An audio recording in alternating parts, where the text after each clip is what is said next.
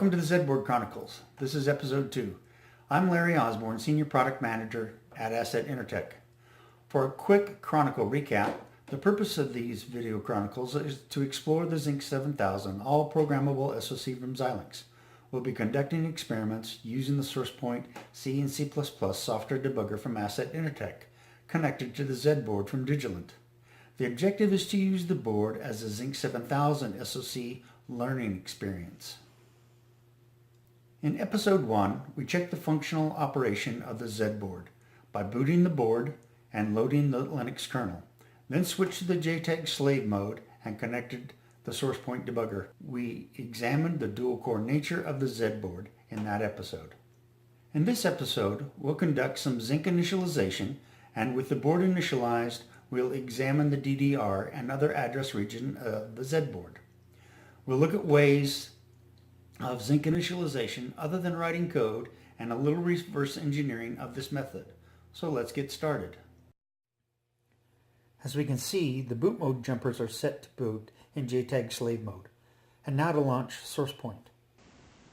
With the debugger open, I'll stop the execution and open a code view on processor core 0. To proceed further in the investigation, we need to initialize the processing system. We can see that the processor is in OCM space. Without Zinc initialization, we can't look into the DDR space. So we either write code and install it in the OCM, which is quite small, it's 192 kilobits, or we use the JTAG interface to do the initialization. Within SourcePoint, there's another way of initializing the processing system. This can be done by a macro. SourcePoint has a C-like macro language that allows me to write data directly to the registers of the processing system, or PS. Thankfully, we've created the macro to do the initialization of the multiplexed I/O, PLLs, clocks, DDR, and peripherals. I'll open the macro in an editor. Looking at the macro, we see that the macro has a C-like structure, and in the init-z code segment shows at a high level the steps taken to initialize the Zedboard. We should point out that when dealing with JTAG, it is necessary to disable any watchdog timers that may disrupt the JTAG communications. We're going to want to look at the DDR initialization. We see in the code segment that the macro is writing to addresses within the hex range of FOX8 006000.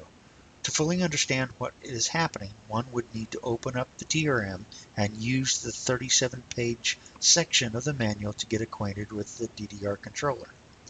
In the macro snippet, however, combined with the information from the TRM, we know that this is the base address of the DDR controller. Not the DDR devices, but the DDR controller itself.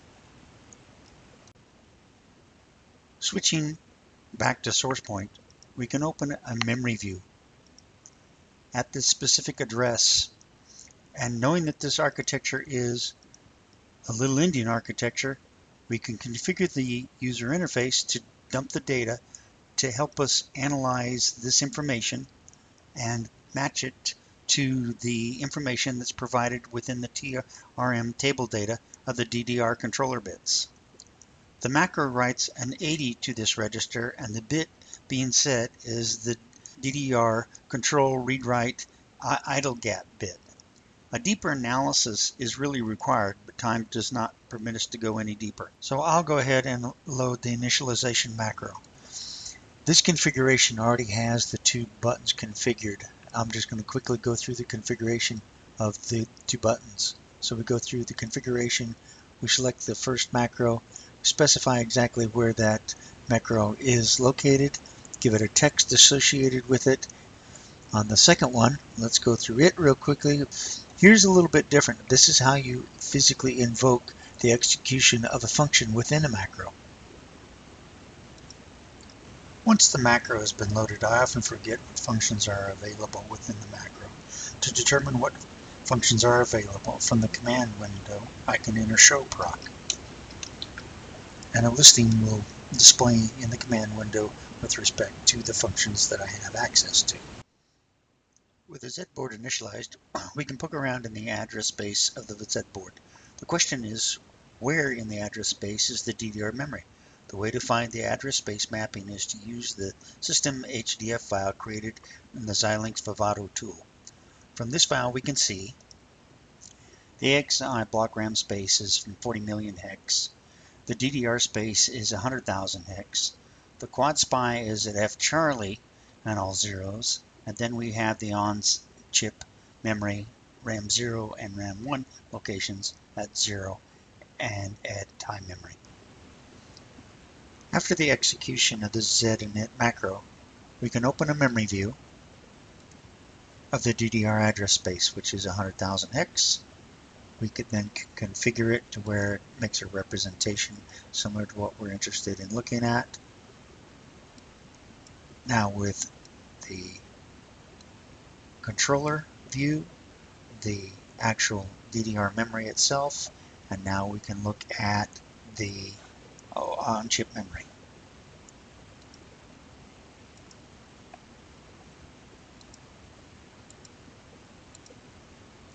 So here's our three views of what it is we wanted to accomplish within this particular segment.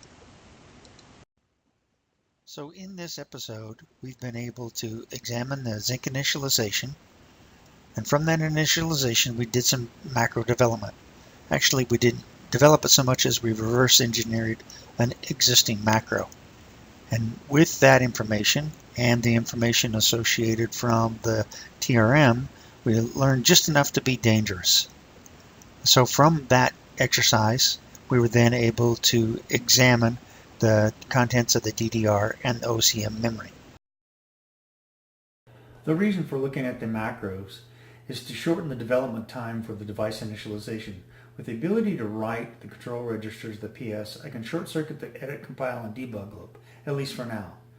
When using the JTAG as a control debug agent, examining registers or memory, it's important to know if there's memory or registers behind the addresses you've selected to view.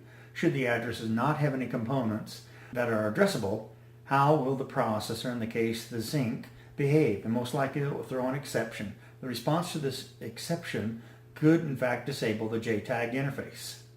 I also want to dump the contents of the quad SPI. The quad SPI is a serial access device, however the quad SPI controller is on the AXI bus, and that involves another discussion for the next Zedboard Chronicles.